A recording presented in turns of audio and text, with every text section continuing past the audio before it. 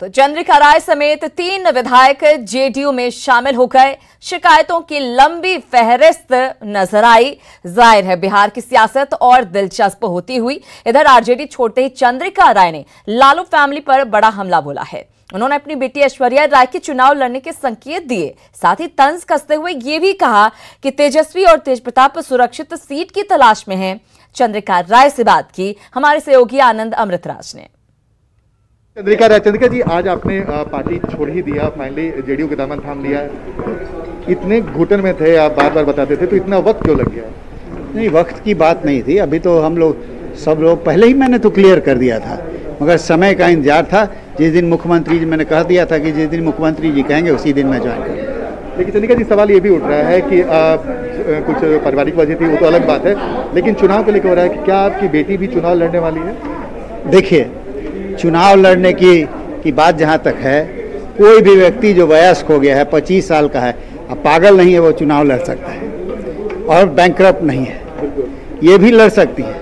मगर अभी वैसी कोई बात नहीं है। मगर मैं तो पहले जानना चाहता हूँ कि वो दोनों भाई कहाँ से लड़ रहे हैं। अगर आप लोग को सूचना हो तो मुझे बताने का। यानी कि अगर वो दोनों भाई जहाँ से लड़ेंगे तो आपके नजर में है? मैं वो नहीं कह रहा हूँ, मगर मैं कह रहा हूँ कि ऐसी बातें प्रेस में बराबर चलती रहती हैं कि ऐश्वर्या लड़ेंगी कि नहीं लड़ेंगी।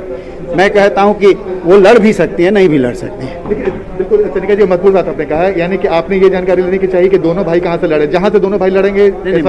मैं कहना चाहता हूं कि लीडर ऑफ ऑपोजिशन है, लालू यादव के बेटे हैं, और अभी तक वो लोग सेफ सीट खोज रहे हैं। आश्चर्य की बात है, और कहते हैं कि पावर में आने की बात करेंगे, तो ऐसा नहीं हो सकता है। मैं उन लोगों को बता देना चाहता हूं कि बिहार में उन लोगों के लिए कोई सेफ सीट नहीं। यानी कि जहां से भी लड़ेंगे चंद्रिका राय की नजरें? मैंने ये नहीं कहा। चंद्रिका राय की नजरें हैं वहाँ पे, जहाँ पे नजर सब लोगों की है, पूरे पार्टी की नजर है वहाँ पर। चुनाव लड़ सकती है, आप इनकार नहीं करते हैं? ऐश्वर्या लड़ेगी? मैंने कहा ना कि कोई भी व्यक्ति जो वयस्क हो गया, 25 साल की उम्र हो गया और पागल नहीं है, वो लड़ सकता। देखिए, चंद्रिका राय ने बड़ा बयान दिया है। उन्होंने साफ कर दिया है कि उनकी बेटी ऐश्वर्या राय चुनाव लड़ेंगी, और उन्होंने एक इशारे स्वर में बड़ा बयान दिया है कि तेजस्वी और तेजप्रताप कहां से लड़ेंगे उस पर उनकी नजर है। जाहिर तौर पे चंद्रिका राय ने साफ कर दिया है कि तेजस्वी और तेजप्रताप जहां भी चुनाव लड़ेंगे उनके नजर में वो सीट रहेगी, और ऐश्वर्या राय शायद उस सीट पर चुनाव लड़े। कैमरामैन सुबोध के साथ आनंद मित्रा, न्यूज 18 नेटवर्क, पटना। तो इशारों में चंद्रिका राय ने बहुत कुछ कह दिया है। इधर आरजेडी को आज दूसरा झटका जीतन राम मांझी ने दिया। मांझी की पार्टी हिंदुस्तानी अवाम मोर्चा महागठबंधन से बाहर हो गई है। मांझी ने अपनी पार्टी के कोर ग्रुप की बैठक बुलाई थी, जिसमें यह फैसला लिया गया। इसके साथ ही महागठबंधन की एकजुटता का दावा फेल हो चुका है। तो ये दूसरा बड़ा झटका जीतन राम मांझी की तरफ से।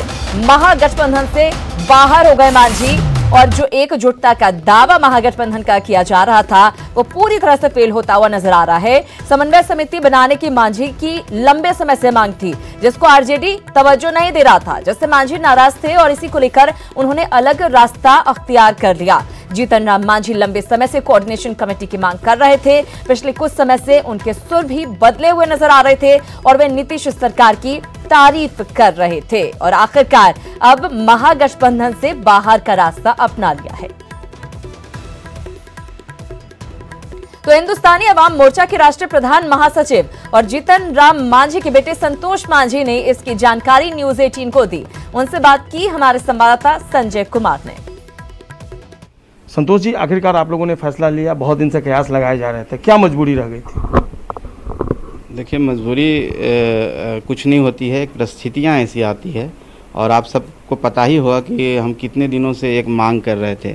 एक मांग कोई ऐसा नहीं था कि हमारी कोई निजी मांग थी, एक सभी का मांग था कि कोऑर्डिनेशन कमेटी बने। जब ये गठबंधन होता है, 5 दल 6 दल जितने भी हम मिल के बैठते हैं, तो उनका एक कॉमन मिनिमम प्रोग्राम होना चाहिए। एक साथ बैठ के वो बातें करें, बिहार की विकास की बातें करें, उस एजेंडा को लेकर के हम जनता के बीच में जाएं।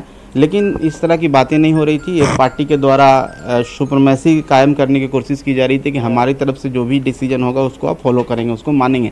हम दल हैं, हमारा एक अपनी आइडेंटिटी है, अपनी आइडियोलॉजी है, दल की आइडियोलॉजी है, सारा चीज़ है, लेकिन हम कैसे मानें? ठीक है, हम संख्या बल में कम हो सकते हैं, लेकिन मेरे पास ऐसे नहीं कि हमारे पास विचार नहीं है, हम संघर्ष नहीं कर सकते हैं या आगे हम संख्या बढ़ा नहीं सकते हैं। इसलिए हम समझे कि उपेक्षा का जो दंश हम झेल रहे हैं और उनके द्वारा जो बार बार किया जा रहा है, गरीबों के साथ जो अत्याचार किया जा रहा है, एक तरह से दलितों की भावनाओं के साथ ठेस पहुंचाई जा रही है।